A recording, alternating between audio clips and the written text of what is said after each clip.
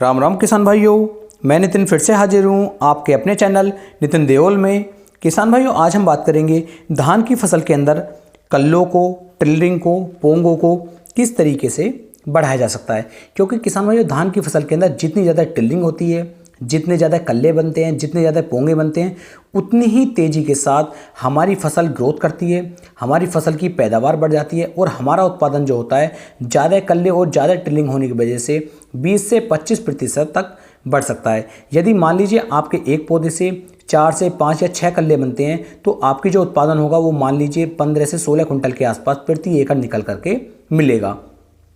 वहीं किसान भाई, यदि एक पौधे से आपकी जो टिलरिंग है 12 से 13, 15 कल्ले तक बन जाते हैं तो आपकी जो पैदावार होती है वही 25 से 30 कुंटल प्रति एकड़ तक के आसपास पहुंच जाती है। तो धान की फसल के अंदर सबसे ज़्यादा महत्वपूर्ण जो कार्य है वो है टिलरिंग, उसके कल्ले। तो जितनी ज़्यादा मात्रा में कल्ले बनेंगे, जितनी ज़्यादा मात्रा में टिलरिंग हमारी धान की फसल के अंदर होगी, उतनी ज़्यादा पैदावार किसान भाइयों आपको देखने को मिलेगी। तो इसके लिए आप कौन कौन से खादों को किस किस समय पर कितनी कितनी मात्रा में डाल सकते हैं वो सब मैं आपको इस वीडियो में डिटेल से बताने वाला हूँ। और यदि इन खादों को आपने अच्छी तरीके से समय रहते अपनी धान की फसल के अंदर उपयोग कर लिया तो आपकी धान की फसल के अंदर कल्ले और टिलरिंग की भरमार देखने को मिलेगी। आपकी फसल लगातार शुरुआत से ही चमकदार बनी रहेगी और बहुत ही अच्छा प्रोडक्शन, बहुत ही अच्छी पैदावार धान की फसल आपको निकाल करके देगी। तो इसके लिए मैं आपको बता दूं, मान लीजिए आज आपने अपनी धान की रोपाई कर दी। धान की रोपाई करने के बाद यदि धान की रोपाई से पहले आप खाद डालते हैं तो उस समय पर आपको इन खादों का उपयोग करना है। और यदि धान की रोपाई के 2 से 4 दिन बाद या फिर 8 दिन बाद आप पहले खाद की डोज डाल रहे हैं तब उस समय पर आपको किसान भाइयों इन खादों का उपयोग करना है। यदि इन खादों का आप उपयोग करेंगे तो अच्छे रिजल्ट आपको देखने को मिल जाएंगे। इसके लिए किसान भाइयों आपको 1 किलोग्राम प्रति एकड़ के हिसाब से सबसे पहले अपनी धान की फसल के अंदर जो है सल्फर का उपयोग करना है। यानी कि 1 एकड़ के खेत डोज की यदि मैं बात करूं तो 5 किलोग्राम सल्फर को आपको जो अपने खेत के अंदर डालना होगा। और यदि किसान भाइयों आपने जिंक का उपयोग धान की रोपाई के समय पर नहीं किया था तब आपको किसान भाइयों सल्फर अलग से नहीं डालनी है। आप यहाँ पर उपयोग कर सकते हैं टेक्नोजेट का।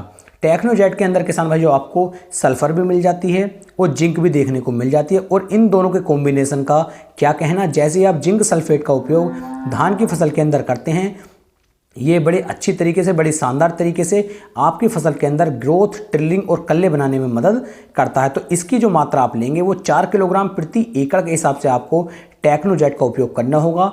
साथ ही साथ किसान भाइयों और भी अच्छी ग्रोथ और भी अच्छे कल्ले आपको चाहिए तो आप 2 किलोग्राम प्रति बीघा के हिसाब से या फिर किसान भाइयों लगभग 10 किलोग्राम प्रति एकड़ के हिसाब से सागरिका का उपयोग अपनी धान की फसल के अंदर इस समय पर कर सकते हैं। जिससे किसान भाइयों शुरुआत से ही जितने भी तत्वों की, जितने भी खादों की आवश्यकता हमारी धान की फसल को पड़ती है वे सभी खाद हमारी फसल को मिल जाएंगे। तो हमारी फसल अच्छी तरीके से शुरुआत से ही टिलरिंग और कल्ले बनाने शुरू कर देगी। लेकिन किसानों में पहले ही खाद के रूप में आपको यहाँ पर एक कीटनाशक का उपयोग अवश्य करना है। क्योंकि धान की फसल के अंदर यदि शुरू में ही कीटों का अटैक हो गया तो हमारी सारी मेहनत पर पानी फिर जाता है। तो यहाँ पर जो आप कीटनाशक का उपयोग करेंगे आप फिप्रोनिल 0.3% में जो हमारा आता है, यानी कि जिसे हम रिजेंट कहते हैं, इसकी मात्रा 5 से लेकर 6 किलोग्राम प्रति एकड़ के हिसाब से आप पहले पानी के रूप में ही डाल दीजिए। तो आपके पास यहाँ पर टोटल 4 खाद हो जाते हैं। यानी कि लगभग 35 से लेकर 40 किलोग्राम किसान भाइयों आपको यूरिया डालना है, लगभग 10 किलोग्राम आपको सागरिका डालनी है, 5 किलोग्राम आपको जिंक सल्फेट डालना है और किसान भाइयों इसके साथ साथ आप 5 से 6 किलोग्राम रिजेंट का उपयोग कर सकते हैं।